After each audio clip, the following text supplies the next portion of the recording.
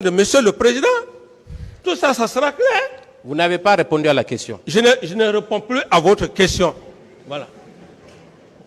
Monsieur Camara, vous devez répondre aux questions. Monsieur le Président, S'il vous plaît, je vous ai dit, s'il vous plaît, je vous ai dit vos droits.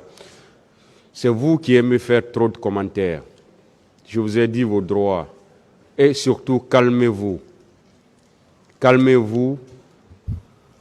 Attendez les questions, essayez de les comprendre très bien. Et là, maintenant, vous les répondez. Allez-y, maître. Voilà, je disais, pourquoi voulez-vous créer de la diversion autour de cette affaire, mon capitaine? Pourquoi? Vous dites? Pourquoi vous voulez créer de la diversion? Pourquoi? Quelle diversion? Parce que vous parlez de complot. Vous donnez des instructions fermes. Allez les mater au stade et vous nous servez un complot. Pourquoi? Mais maître, je pense que c'est une provocation. Je vois déjà cette provocation, mais je ne répondrai pas à cette provocation. Et je veux simplement vous dire que je ne cherche pas à vous convaincre ici. Moi, je cherche le tribunal. Et ce qui est important, c'est que depuis le début du procès, aucun des accusés n'a dit devant le président du tribunal que monsieur le capitaine Camara était en complicité avec moi, ou le capitaine Camara m'a donné des ordres. C'est ce qui est le plus important. Tout le reste, tout ce que vous êtes en train de dire, ça n'engage que vous. Très bien, je vais poursuivre. Vous avez également dit que dans ce complot, le président Alpha Condé a joué un rôle central, n'est-ce pas? Je ne réponds plus à cette question. J'en ai déjà parlé. Le moment venu, nous en parlerons. Est-ce que vous n'êtes pas en contradiction avec vous-même, mon capitaine, quand vous dites ça? Ça n'engage que vous. Pourquoi je suis cohérent. Pourquoi vous avez alors soutenu le président Alpha Condé en 2010? Vous l'avez dit dans une interview, oui ou non? Mais écoutez, maître, vous avez vécu les 10 dernières années passées. C'est vous qui avez peur, qui avez la peur dans le ventre, parce que vous ne voulez pas dire la vérité pour que ce peuple-là marche. Moi, je dirais la vérité. Mais tout le monde connaît. Je ne suis pas poursuivi. S'il vous plaît, s'il vous plaît. C'est vous qui êtes poursuivi. S'il vous plaît, laissez-moi aller au bout de mes idées. C'est vous qui êtes poursuivi, mon capitaine. Je dis que s'il vous plaît, laissez-moi aller au bout. Ou bien, si quelqu'un a peur, c'est vous. S'il vous plaît. Laissez-moi aller au bout de mes idées. S'il vous plaît, monsieur Camara. Maître, quelle est la question? Je dis pourquoi j'ai soutenu le président Alpha. C'est pour cette raison que je veux lui répondre. Allez-y alors. Si vous avez bien compris la question. Voilà, j'ai bien compris la question. Maître, je ne suis pas un maudit. Je suis très loin d'un maudit. Tout ce que le président Alpha a fait dans ce pays, la Guinée forestière a été la seule région où il y a eu une guerre communautaire. Monsieur Camara, il veut savoir pourquoi vous avez soutenu monsieur Alpha Condé en 2010. Je l'ai soutenu dans le but de ne pas créer de la zizanie, de ne pas opposer mes parents en Guinée forestière. Autrement, j'étais pris en otage. Mes propres parents sont venus me voir. Que vous vouliez, oui ou non, M. Alpha, il va gagner les élections. Et pendant ce temps, les guerriers et les Koniens, je suis un train d'union. Moi, je vais rester à Ouagadougou, prendre une position, monsieur le président, je ne pouvais pas. C'est comme une forme d'esclavage. D'autres questions? Donc, in fine, vous avez soutenu Alpha Condé en 2010. Ça, c'est clair. Pourquoi alors l'avoir soutenu en 2015 aussi? En 2015, j'ai fini par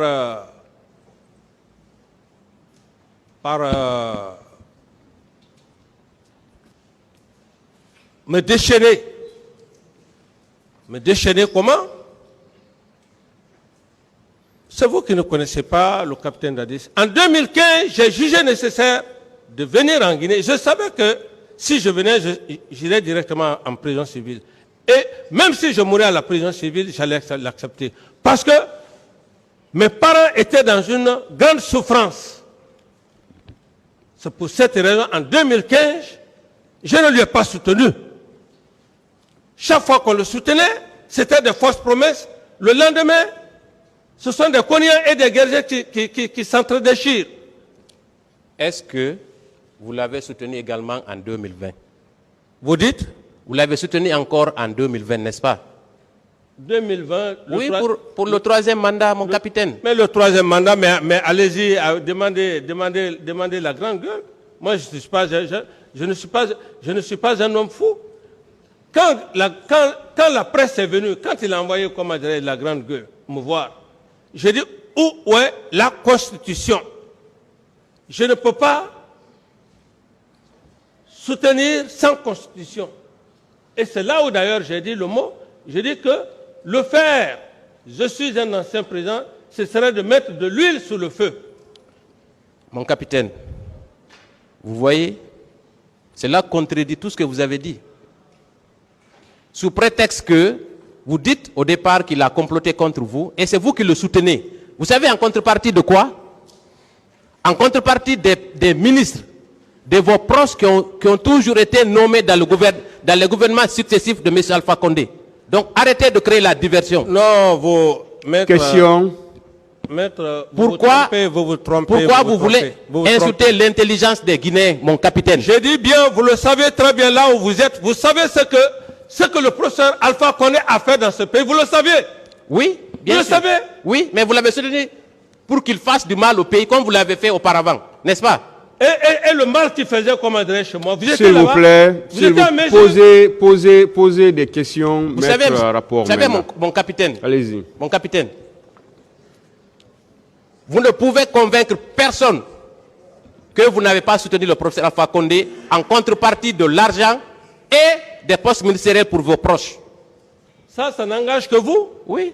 Ça n'engage que vous? Bien sûr. Moi, je l'ai soutenu par rapport à ma communauté. Par rapport à ma communauté, parce que ces deux communautés étaient permanemment en guerre avec la Zinzanie. Donc, vous êtes un communautariste? C'est vous qui êtes communautariste, c'est pas moi.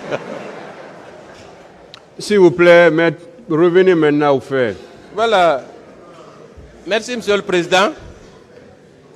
Après l'épisode d'Alpha Condé, vous avez parlé du général Lansana Conté, à qui d'ailleurs vous avez rendu un vibrant hommage, n'est-ce pas, pour le respect que vous aviez pour lui, n'est-ce pas? Posez votre question. Très bien. Vous avez dit que c'est grâce à lui que vous avez été préparé à prendre le pouvoir, n'est-ce pas? Posez votre question. Mais c'est une question. Que vous entreteniez 300 hommes. Est-ce que vous confirmez cette déclaration? Posez votre question. Si vous finissez... C'est une question qu'il est en train de poser. Si c'est de cette manière que vous posez la question, je n'ai pas de réponse à votre question.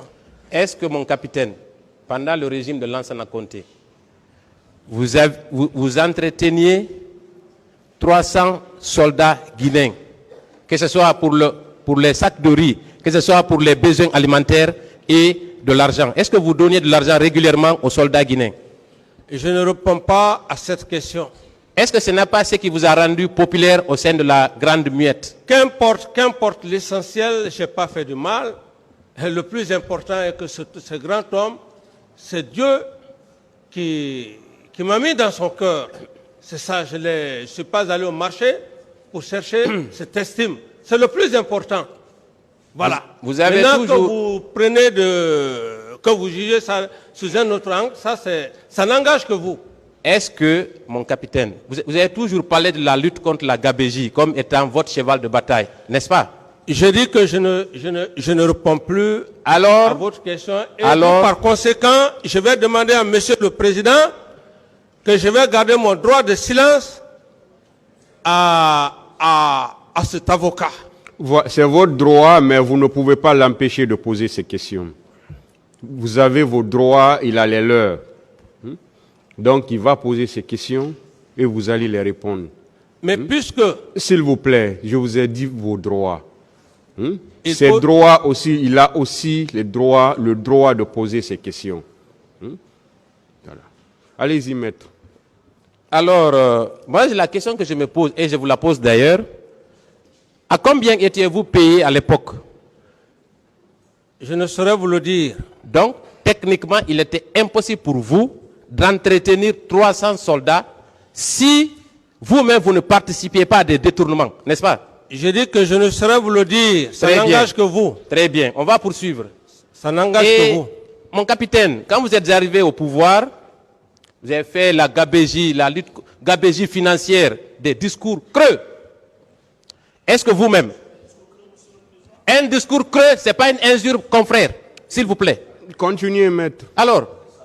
Non, mais vous n'êtes pas un bon avocat. S'il vous plaît, vous attendez la question. Ce n'est pas votre camarade. Parce que vous voulez troubler. Monsieur Camara. Monsieur Camara. Vous ne pouvez pas me manquer du respect. C'est pas à vous d'apprécier. Vous contribuez au trouble de l'audience. Est-ce que vous comprenez français? Vous contribuez au trouble de l'audiance. Parce que il a dit, il n'a rien dit de méchant. D'apprécier mes qualités. Vous contribuez au trouble de l'audience. Si vous avez été monté,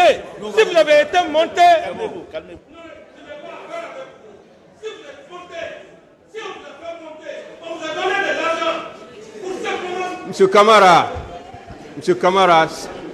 vous êtes à la barre d'un tribunal. S'il vous plaît, vous me laissez parler. Vous me laissez parler. Vous me laissez parler.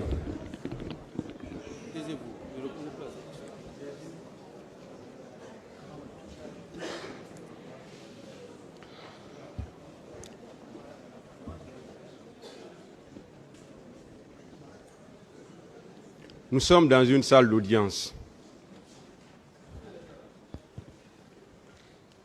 Nous ne sommes pas dans un bistrot où tout est permis. Je vous ai dit vos droits dès à l'entame de votre interrogatoire. Vous pouvez répondre ou vous pouvez dire que vous ne répondez pas. C'est très simple. C'est très simple. Mais comprenez que celui qui vous pose des questions, il a aussi le droit de vous poser des questions. Et il va vous les poser. Vous êtes là pour répondre aux questions.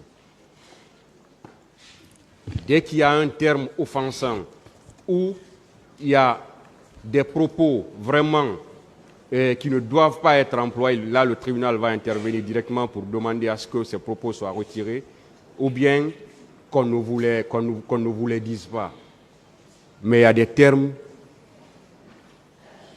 vraiment qui ne sont pas du tout offensants. Dire un discours creux, ça, ce n'est ni un propos offensant, ça ne veut rien dire pratiquement. Si vous ne l'avez pas fait, vous pouvez tout simplement dire « je ne l'ai pas fait ». Ça ne demande pas à ce que les gens s'enflamment dans la salle. Pour troubler l'audience, ça ne veut rien dire. Ça ne veut rien dire. Discours creux, ce n'est pas une injure, ce n'est pas un propos offensant. Je pense qu'on peut répondre à ça, tout simplement. Et on ne peut pas dire que parce que je ne réponds plus, donc vous n'allez pas me poser des questions. Ça, les règles du jeu ici, ce n'est pas vous qui les donnez, M. Camara. C'est pourquoi je vous dis vos droits dès l'entame. Le tribunal est très patient, il vous suit. Pourquoi je vous ai dit, on va vous poser des questions de la façon la plus courtoise, de la façon la plus respectueuse. Mais de votre côté aussi, vous devez répondre de la même façon.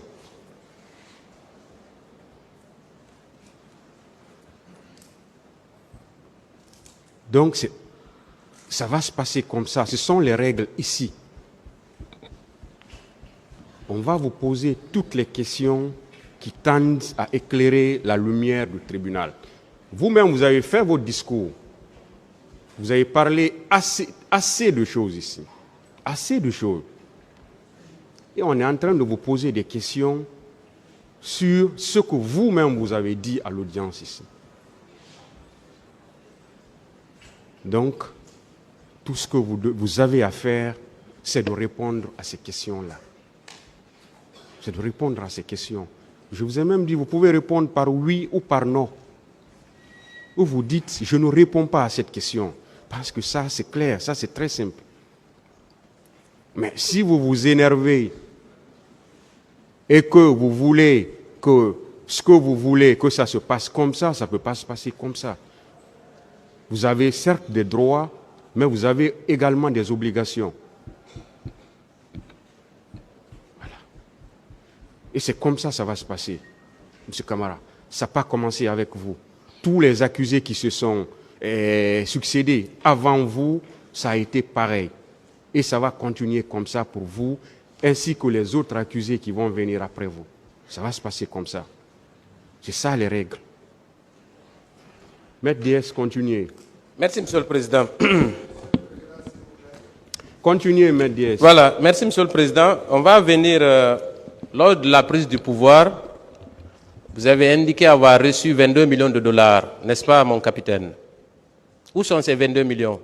Je ne réponds pas à cette question. Est-ce que vous savez qu'il y a une procédure judiciaire qui est actuellement pendante à l'ORDEF pour justement rechercher ces 22 millions de dollars? Je ne réponds pas à cette question. S'il y a des commentaires, Monsieur le Président, quand je dis que je ne réponds pas à cette question, vous avez bien dit qu'il n'y a pas de commentaires. Et j'estime que j'ai aussi ce droit, Monsieur le Président. C'est pourquoi quand vous dites que vous ne répondez pas, restez là, s'il vous plaît. Quand vous dites que vous ne répondez pas, mais vous-même vous dites je ne réponds pas, mais vous continuez encore. Non, c'est parce que... S'il vous plaît, quand vous dites que vous ne répondez pas, attendez une autre question. Mais si vous-même vous dites je ne réponds pas, ou bien vous commencez d'abord par faire des commentaires, après vous dites je ne réponds pas. D'accord. Donc quand vous dites je ne réponds pas, attendez une autre question. Donc c'est pourquoi vous devez vous calmer. Continuez, maître. Merci, Monsieur le Président. Encore une fois.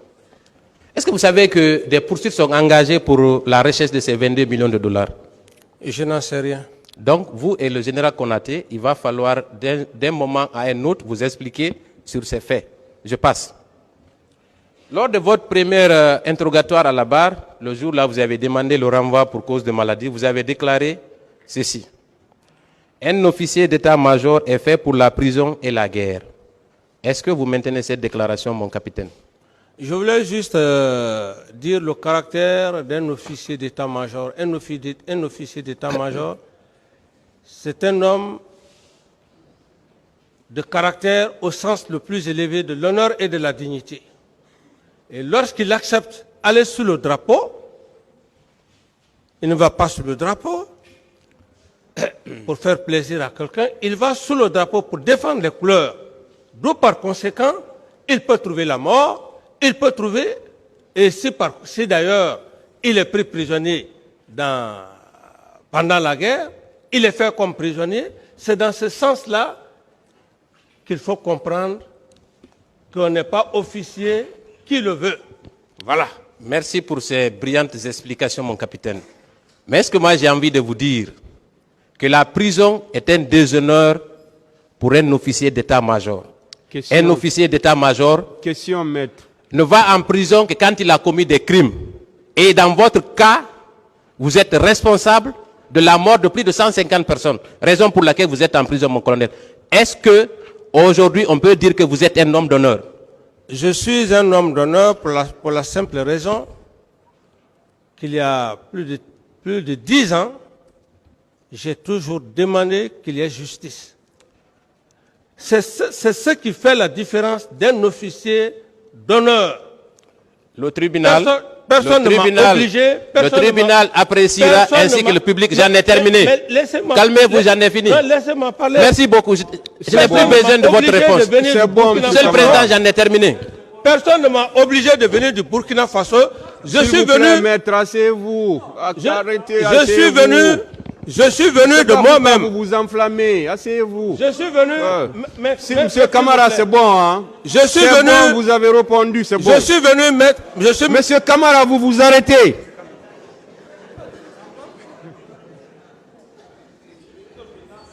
Si on vous dit de vous arrêter, vous vous arrêtez. Vous vous enflammez, maître. S'il vous plaît. Voilà. Et surtout, ne parlez pas tant que le tribunal ne vous a pas donné la parole.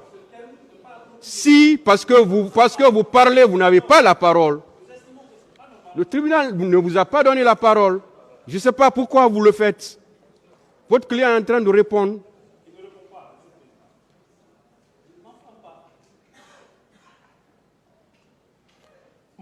Bon, Monsieur le Président, permettez-moi, et je vais juste dire un petit mot. Je l'ai dit, j'ai dit que le simple fait de venir, c'est de cela qu'on appelle un officier d'honneur. Il ne fait pas sa responsabilité. Vous avez déjà répondu à cette question. Donc, si maître confond... Vous avez répondu à la question, maître. Monsieur Camara, vous avez répondu à la question.